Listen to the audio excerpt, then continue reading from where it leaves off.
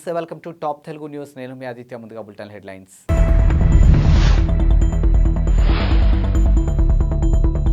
అయోధ్యలో రామయ్య భక్తులకు ఎలకుల ప్రసాదం పంపిణీ.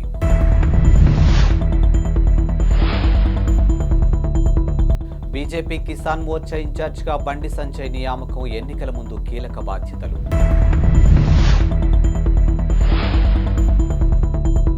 ప్రజాపాలన అభయస్తం డేటా ఎంట్రీపై సీఎస్ శాంతికుమారి కీలక ఆదేశాలు. అయోధ్య రామాలయంలో శ్రీరాముడి విగ్రహ ప్రాణ ప్రతిష్టకు సమయం సమీపిస్తున్న నేపథ్యంలో శ్రీరామ జన్మభూమి తీర్థక్షేత్ర ట్రస్ట్ కీలక నిర్ణయం తీసుకుంది.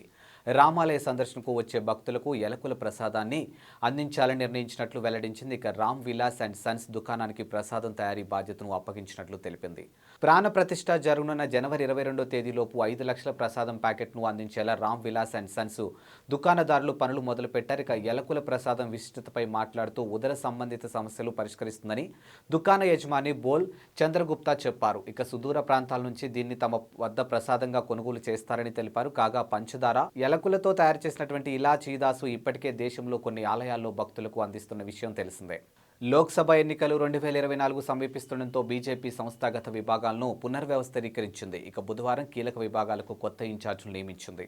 పార్టీ సీనియర్లు బండి సంజయ్ కుమార్, సునీల్ బన్సాల్ సహా పలువురికి కీలక బాధ్యతలు అప్పగించింది. ఇక యువ మోర్చా ఇన్ఛార్జిగా సునీల్ బన్సాల్, కిసాన్ మోర్చా ఇన్ఛార్జిగా బండి సంజయ్ కుమార్ను పార్టీ అధిష్టానం నియమించింది. ఇక ఎస్సీ మోర్చా ఇన్ఛార్జిగా తరుణ్ చుంగ్, మహిళా మోర్చా ఇన్ఛార్జిగా బైష్వంత్ జే పాండా, ఎస్టీ మోర్చా ఇన్ఛార్జిగా డాక్టర్ రాధామోహన్ దాసు అగర్వాల్, ఓబీసీ మోర్చా ఇన్ఛార్జిగా వినోద్ తావ్డే, మైనార్టీ మోర్చా ఇన్ఛార్జిగా దుష్యంత్ కుమార్ గౌతమ్ పేర్లను పార్టీ బుధవారం ప్రకటించింది. కాగా జూలై 2023 చివరిసారిగా బీజేపీ జాతీయ ఆఫీసర్ బేరర్లను పునర్వ్యవస్థీకరించింది. ఇక గత ఏడాది డిసెంబర్లో బీజేపీ పంజాబ్ రాష్ట్ర పార్టీ విభాగాల ఇన్ఛార్జిను మార్చింది. వివిధ విభాగాలకు సంబంధించినటువంటి 70 మందితో ఇన్ఛార్జీలతో సహా ఇన్ఛార్జీలను ప్రకటించిన విషయం తెలిసిందే. ఇక 2024 లోక్సభ ఎన్నికలు సమీపిస్తుండటంతో బీజేపీ ఈ మేరకు పార్టీలో మార్పులు చేస్తుంది. ప్రజాపాలన అభయహస్తంలో భాగంగా డిసెంబర్ 28వ తేదీ నుంచి జనవరి 6వ తేదీ వరకు స్వీకరించినటువంటి దరఖాస్తులకు సంబంధించినటువంటి డేటా ఎంట్రీలను ఈ నెల 17వ తేదీలోపు పూర్తి చేయాలని ప్రభుత్వ ప్రధాన కార్యదర్శి శాంతికుమారి కలెక్టర్ను ఆదేశించారు. ప్రజాపాలన నిర్వహణ డేటా ఎంట్రీపై కలెక్టర్లతో బుధవారం టెలికాన్ఫరెన్స్ నిర్వహించారు. ఈ సందర్భంగా ఆమె మాట్లాడుతూ రాష్ట్రంలోని ప్రతి గ్రామ పంచాయతీ, మున్సిపల్ వార్డులో నిర్వహిస్తున్నటువంటి గ్రామ లేదా వార్డు సభలు ఇబ్బందులు లేకుండా నిర్వహించడంపై కలెక్టర్ను అభినందించారు. 6వ తేదీన ప్రజాపాలన ముగిసిన వెంటనే అందినటువంటి దరఖాస్తుల డేటా ఎంట్రీ ప్రక్రియను మండల కేంద్రాల్లో చేపట్టాలని సూచించారు. వీటికి సంబంధించి పూర్తి విచారణ చేయాలని ఆదేశించారు. ఇక మండల రెవెన్యూ అధికారులు, మండల డెవలప్మెంట్ అధికారులు ప్రత్యక్ష పర్యవేక్షణలో డేటా ఎంట్రీ చేపట్టాలని సూచించారు. ఇక ప్రజాపాలన కార్యక్రమం సూపర్వైజరీ అధికారిగా ఉన్నటువంటి జిల్లా స్థాయి అధికారి పర్యవేక్షించాలని అన్నారు. ఇక డేటా ఎంట్రీ కోసం 4-5 తేదీల్లో శిక్షణ ఉంటుందని అన్నారు. ఇక 6వ తేదీ నుంచి 17వ తేదీ వరకు అభయహస్త దరఖాస్తులు డేటా ఎంట్రీ పూర్తి చేయాలని అన్నారు. డేటా ఎంట్రీ సందర్భంగా వివరాలు నమోదుతో ఆధార్ నెంబర్, తెల్ల రేషన్ కార్డులు ప్రామాణికంగా తీసుకోవాలని అన్నారు. ఇక డీటీపీ ఆపరేటర్ల సేవలను వినియోగించుకోవాలని, అవసరమైతే ప్రైవేటు ఆపరేటర్లు నియమించుకోవాలని అన్నారు. తన కుమారుడు రాజారెడ్డి వివాహానికి సీఎం జగన్ను వైఎస్ఆర్టీపీ అధ్యక్షురాలు షర్మిల ఆహ్వానించారు. ఇక భర్త అనిల్, కుమారుడు రాజారెడ్డి ఇతర కుటుంబ సభ్యులతో కలిసి షర్మిల కడప నుంచి ప్రత్యేక విమానంలో గన్నవరం చేరుకున్నారు. అక్కడి నుంచి తాడేపల్లిలోని తన సోదరుడు సీఎం జగన్ నివాసానికి వెళ్లి వివాహ ఆహ్వాన పత్రికను అందించారు. కాగా వైఎస్ షర్మిలతో పాటు మంగళగిరి ఎమ్మెల్యే ఆళ్ల రామకృష్ణారెడ్డి కూడా వెళ్లారు. అయితే షర్మిల కాన్వాయ్ వెళ్లిన కాసేపటికి ఆయన క్యాంప్ ఆఫీస్కు రావడంతో పోలీసులు ఆయన్ను సీఎం నివాసం వైపు వెళ్లకుండా ఆపేశారు.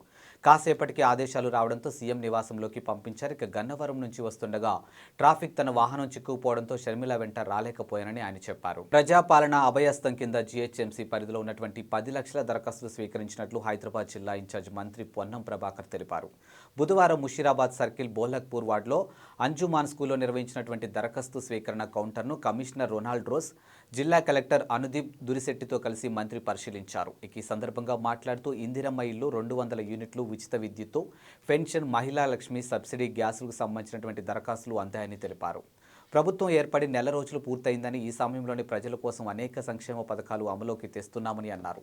ఇక ప్రభుత్వం ఏర్పడిన 45 గంటల్లో మహాలక్ష్మి పథకాన్ని అమల్లోకి తెచ్చామని అన్నారు. ఇప్పటి వరకు 6.5 కోట్ల మంది ఉచిత ఆర్టీసీ ప్రయాణాన్ని వినియోగించుకున్నట్లు వెల్లడించారు. ఇక తమ ప్రభుత్వం ప్రతి ఇంటి నుంచి దరఖాస్తును స్వీకరిస్తుందని అన్నారు. ఇక 6 గ్యారంటీ పథకాలతో పాటు రేషన్ కార్డు, బస్తీ సమస్యల దరఖాస్తులను కూడా సమర్పించుకోవచ్చని స్పష్టం చేశారు. జీహెచ్ఎంసీ వ్యాప్తంగా 150 వార్డులో 600 కేంద్రాల దరఖాస్తు స్వీకరణకు కౌంటర్లు ఏర్పాటు చేసినట్లు తెలిపారు. అవసరమైతే మరిన్ని కౌంటర్లు ఏర్పాటు చేస్తామని పేర్కొన్నారు. ముఖ్యమంత్రి రేవంత్ రెడ్డి బుధవారం బంజారా చరిత్ర పుస్తకాన్ని ఆవిష్కరించారు. వెల్లడించారు. ఇక ఉస్మానియా యూనివర్సిటీ తెలుగు విభాగం ప్రొఫెసర్ సూర్య ధనంజయ్, మాజీ సిటిఓ డాక్టర్ ధనంజయ్ నాయక్ సంయుక్తంగా బంజారా చరిత్ర పుస్తకాన్ని రచించారు. ఆవిష్కరణ అనంతరం రచయితలు మొదటి ప్రతిని రేవంత్ రెడ్డికి అందించారు. ఈ సందర్భంగా రేవంత్ రెడ్డి మాట్లాడుతూ లిఖిత చరిత్ర లేని బంజారా గిరిజన తెగ ఘనమైన చరిత్రను పుస్తక రూపంలో సమాజానికి అందించడం అభినందనీయమని పేర్కొన్నారు. బంజారాల చరిత్ర ఎంతో గొప్పదని అన్నారు. వీరి చరిత్రను గ్రంథస్థం చేసేందుకు విశేష కృషి చేసినటువంటి రచయితలను అభినందించారు. ఇక రచయితలు మాట్లాడుతూ ముఖ్యమంత్రి చేతుల మీదుగా పుస్తకాన్ని ఆవిష్కరింప చేసుకోవడం ఆనందంగా ఉందని పేర్కొన్నారు. ఇక రేవంత్ రెడ్డి నాయకత్వంలోని కాంగ్రెస్ ప్రభుత్వం సమర్థవంతంగా పనిచేసి రాష్ట్రాన్ని ప్రగతి పదంలో నడుపుతుందన్న ఆశాభావం వ్యక్తం చేశారు. తెలంగాణలో 26 మంది ఐఏఎస్ను బదిలీ చేశారు. ఈ మేరకు రాష్ట్ర ప్రభుత్వం ప్రధాన కార్యదర్శి శాంతికుమారి బుధవారం ఉత్తర్వులు జారీ చేశారు. గనుల శాఖ ముఖ్య కార్యదర్శిగా మహేష్ దత్తా ఎక్కాను నియమించింది. ఇక ప్రణాళిక శాఖ ప్రిన్సిపల్ సెక్రటరీగా అహ్మద్ నదీం, సాగునీటి శాఖ కార్యదర్శిగా రాహుల్ బొచ్చాల్ను బదిలీ చేసింది. ఇటీవల వరకు సీఎంఓ ముఖ్య కార్యదర్శిగా ఉన్నటువంటి స్మితా సబర్వాల్ను ఫైనాన్స్ కమిషన్ సభ్య కార్యదర్శిగా నియమించింది. ఇక వెయిటింగ్ లిస్టులో ఉన్నటువంటి వెయిటింగ్ లిస్టులో ఉన్నటువంటి దివ్య, భారతి, హోలికేరి, చిట్టెం లక్ష్మి తదితరులకు పోస్టింగ్లు ఇచ్చింది. ఇక పలువురు కలెక్టర్లు బదిలీ చేసింది. మరికొందరు కలెక్టర్లుగా బాధ్యతలు అప్పగించింది. అయోధ్య రామమందిర ప్రారంభోత్సవానికి జనసేన అధినేత పవన్ కళ్యాణ్కు ఆహ్వానం అందింది. ఇందుకు సంబంధించినటువంటి ఆహ్వాన పత్రికను ఆర్ఎస్ఎస్ ప్రాంత సంపర్క్ ప్రముఖ్ ముల్లపూడి జగన్ జనసేనానికి అందించారు. ఇక బుధవారం మధ్యాహ్నం జనసేన పార్టీ కేంద్ర కార్యాలయంలో పవన్కు ఆహ్వాన పత్రికను అందజేశారు.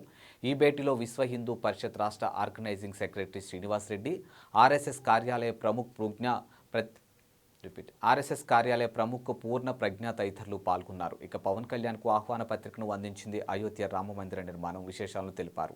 ఇదిలా ఉండగా అయోధ్య రామమందిర నిర్మాణం ప్రారంభించగానే పవన్ కళ్యాణ్ 30 లక్షల విరాళం ప్రకటించారు. ఈ మొత్తాన్ని శ్రీరామ జన్మభూమి ట్రస్ట్కు అందించారు. అధునాతన సాంకేతికతను ఉపయోగించే అమర్ రాజా వంటి కంపెనీలకు ప్రోత్సాహం ఉంటుందని తెలంగాణ ముఖ్యమంత్రి రేవంత్ రెడ్డి హామీ ఇచ్చారు. హైదరాబాద్లో అమర్ రాజా గ్రూప్ ఆఫ్ కంపెనీ ప్రతినిధులతో బుధవారం జరిగిన సమావేశంలో సీఎం రేవంత్ రెడ్డి, ఐటీ శాఖ మంత్రి శ్రీధర్ బాబు, సీఎస్ శాంతకుమారి ఇతర అధికారులను పాల్గొన్నారు. ఈ సమావేశంలో అమర్ రాజాకు చెందినటువంటి గల్లా జయదేవ్ కూడా ఉన్నారు. ఈ సందర్భంగా ముఖ్యమంత్రి రేవంత్ రెడ్డి మాట్లాడుతూ రాష్ట్ర పారిశ్రామిక అభివృద్ధిలో అమర్ రాజా కంపెనీది కీలక పాత్ర అని అన్నారు. శుద్ధ ఇంధనం ఉత్పత్తికి తెలంగాణ రాష్ట్రం కట్టుబడి ఉందని తెలిపారు. ఇక అధునాతన సాంకేతికతను ఉపయోగించే కంపెనీలకు ప్రోత్సాహం ఉంటుందని అన్నారు. అనంతరం గల్లా జయదేవ్ మాట్లాడుతూ గిగా కారిడార్కు ప్రభుత్వం ఇస్తున్న సహకారం అభినందనమని తెలియజేశారు. ఇక తమ ప్రాజెక్టు త్వరితగతిన పూర్తయ్యేంత వరకు ఈ ప్రభుత్వం సహకరిస్తుందని తెలిపారు. తమ వ్యాపారాలను మరింతగా విస్తరిస్తామని, విద్యుత్ బ్యాటరీల అభివృద్ధికి ప్రభుత్వం తోడ్పాటును అందిస్తున్నామని పేర్కొన్నారు. హైదరాబాద్ నగరంలో జూబ్లీహిల్స్ పోలీస్ స్టేషన్ పరిధిలో బుధవారం షాకింగ్ ఘటన నమోదైంది. ముఖానికి మాస్క్ పెట్టుకుని లిఫ్ట్ అడిగి ఓ మహిళ కారు ఎక్కి అతను డబ్బులు ఇవ్వకుంటే లైంగికంగా వేధించావంటూ కేసు పెడతానంటూ డ్రైవర్ను బెదిరించింది. అప్రమత్తమైన డ్రైవర్ కారును నేరుగా బంజారాహిల్స్ పోలీస్ స్టేషన్కు తీసుకెళ్లడంతో మహిళా వ్యవహారం బయటపడింది. ఇక నిందిత మహిళా పోలీసులు అరెస్ట్ చేశారు. నిందితురాల్ని నయీమా సుల్తాన్గా గుర్తించారు. ఇక తనను తాను లాయర్గా ఆమె చెప్పుకుంటుందని పోలీసులు తెలిపారు.